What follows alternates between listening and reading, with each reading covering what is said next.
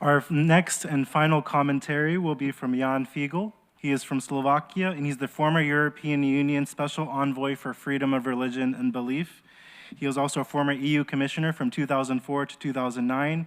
He served as the Deputy Prime Minister of Slovakia from 2010 to 2012. And prior to those responsibilities, he successfully acted as chief negotiator for the accession of Slovakia to the EU and was state secretary at the Ministry of Foreign Affairs. He was engaged in founding the Christian Democratic Movement in 1989 and then was party president from 2009 to 2016. And he served as 4 years as vice president of the Slovak Parliament. Ján has worked strongly on issues related to FORB advocacy, promotion of interreligious dialogue, religious liberty, and religious social responsibility. He was also active in the release of many FORB prisoners in many countries, including Cuba, Iran, Pakistan, and Sudan. He's a member of the International Council of Experts on the International Religious Freedom and Belief Alliance and the EARF Summit on Global Religious Council. Ján, it's an honor to have you here. Thank you for joining us. The floor is yours. Thank you, Chairman. And especially I pay tribute and express gratitude to Lola Velarde and President Kast for the invitation.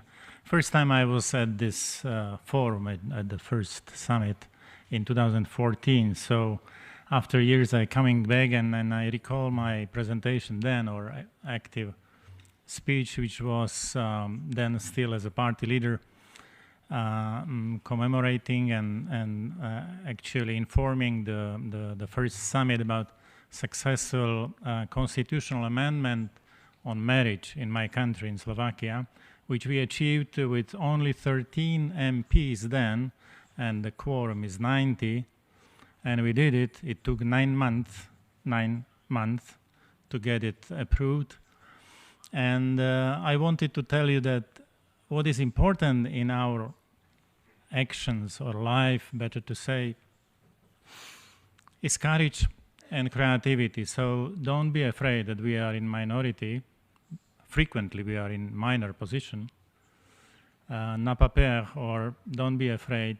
Courage is important, but be creative to get the others on the good side, on the proper side, and then the victory is double. Not simple, but doubled. And it happened in 2014, so I tried to give a testimony that this is not only about words and meetings, but change in our life, in our societies, for better. And we go on, and I want to comment and also make an invitation for all of you.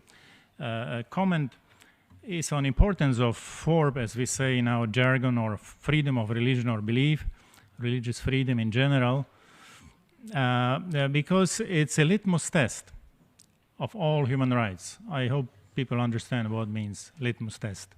If this right, very central, Article 18 is in the middle of the whole field of 30. If this freedom is not respected, then be sure that freedom of expression, freedom of assembly, of association, of property, or other freedoms will not be respected. Half of my life I lived under communism, and this is a proof, what I say here. So litmus test, Article 18. And it is crucially important because it speaks about freedom individually and collectively, in community, privately and publicly. It speaks about 3 dimensions of each human person which are indivisible. It's our rationality, our morality, and our religiosity. Freedom of thought, conscience, and belief or faith or religion. And therefore it is important for people from A to Z. A, it can mean or represent atheists, non-believers, and Z, Zoroastrians. So this is important for people of faith and secular people as well, for all, not for some, not for minority, not for majority, for all. And this proper understanding of Article 18 would help us to unite in quest for religious freedom and then, of course, human indignity, because there is very deep and strong nexus between religious freedom and human dignity. This freedom, freedom of thought, conscience, and religion is the deepest expression of each human personal freedom. And therefore, it's a beginning of everything. Secondly, situation is very worrying. I don't need to repeat messages from here, from democratic countries. Democracies are not immune on religious freedom. They frequently and now more and more abuse, undermine religious freedom. I am at the court case with my beloved country. There is case in Strasbourg labeled Figeľ against Slovak Republic. On horizontal or blanket, we can say, ban on worship during pandemics. It was adopted blatantly against any constitutional or international law provisions. And we need to stay vigilant. So I try to be. That's only contribution to the examples, which shows that democracies have problems with religious freedom. And there is case or ongoing problem in Eastern Asian democracy against Family Federation for world peace and unity. But of course, we have many more and very brutal or bloody issues in autocratic countries or theocratic regimes. You mentioned some cases. I was at those issues.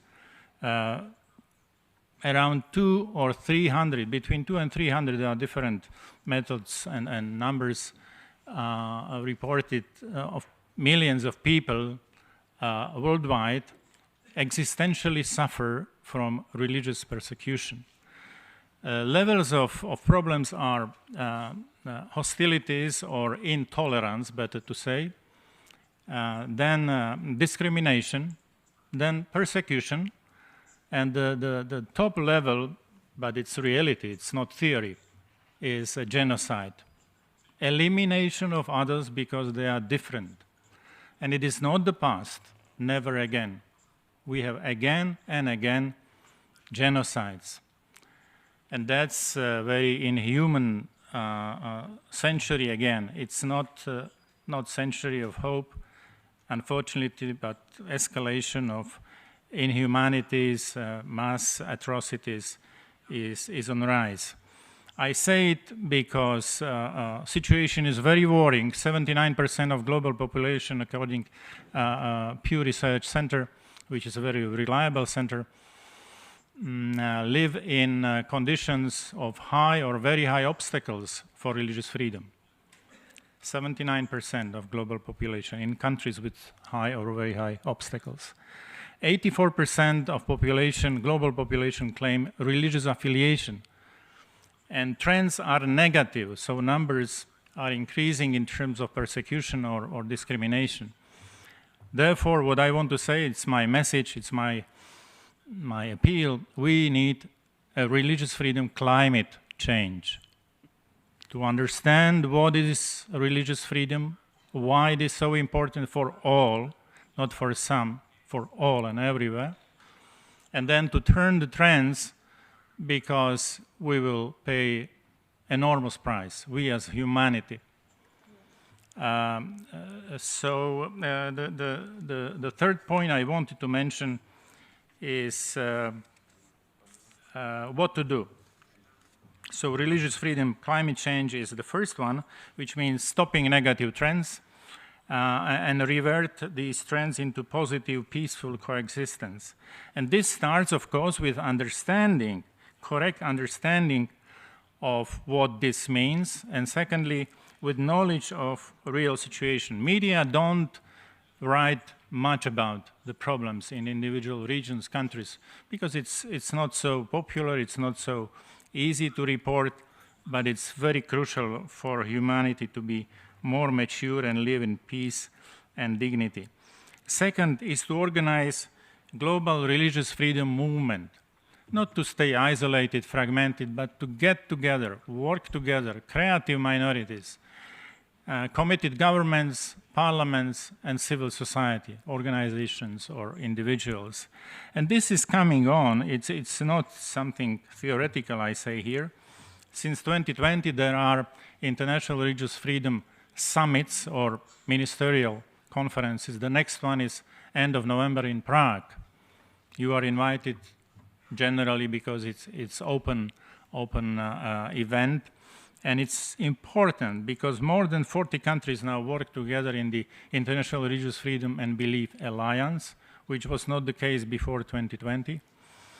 And there are many special envoys in European Union, in European countries, in the United States. These are good signs that for or religious freedom matter becomes visible part of foreign policy or general policy.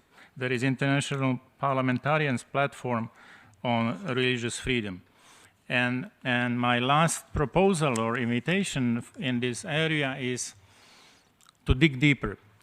And it means we need to understand and to promote human dignity. I said that there is a very deep nexus or a strong nexus between religious freedom and human dignity. And when there was 70th anniversary of UDHR, I worked and initiated with a group of like-minded academicians, scholars, experts, this declaration. This is Spanish version, Punta del Este Declaration of Human Dignity for Everyone, Everywhere. Hundreds and hundreds of signatories are under this declaration with 10 points. It is not about only commemoration of the UDHR, but the recommitment, personal recommitment to human dignity. There is an internet page devoted to this declaration called dignityforeveryone.org. Anybody can join. And why I mention it? Because after 5 years, with the group of advocacy committee or like-minded people, we try to get in this headquarters next step to adopt a General Assembly resolution on Human Dignity Day. Human Dignity Day. Why this is important? I will try to explain. Because human dignity is source of my rights, but also my duties as husband, as father, as citizen. We live in times, in decades and generations, quoting, appealing, demanding rights, rights, rights, more rights, new rights, all rights. Not many people speak about duties, obligations. But rights cannot work without duties. Freedom cannot live without responsibility. So we need more balanced approach, and this is a role of Human Dignity Day to promote, to support, to educate people in understanding of dignity of all and for all. Culture of human dignity is simply built by two legs or two principles, ethical principles, silver and golden principle. Don't do the others what you don't want others to do unto you. It's a very ancient, one of the most ancient known principles in ethics. And the golden one speaks, do unto others what you want others to do unto you. And therefore, this old wisdom is needed in our times to get 21st century more humane, more peaceful time in the Middle East, in Eastern Europe, elsewhere, everywhere, for all. And it can be done if we transfer these ethical principles into socio-political principles, equal dignity into equal citizenship, which is important in each society, equal in front of law, in front of justice. And therefore, if I may invite you not only to support this initiative, but to promote further step, which could be Human Dignity Day, declared by this United Nations. My address, if you are interested, is in the booklet. I am willing to cooperate with any like-minded woman or man in this hall. Thank you.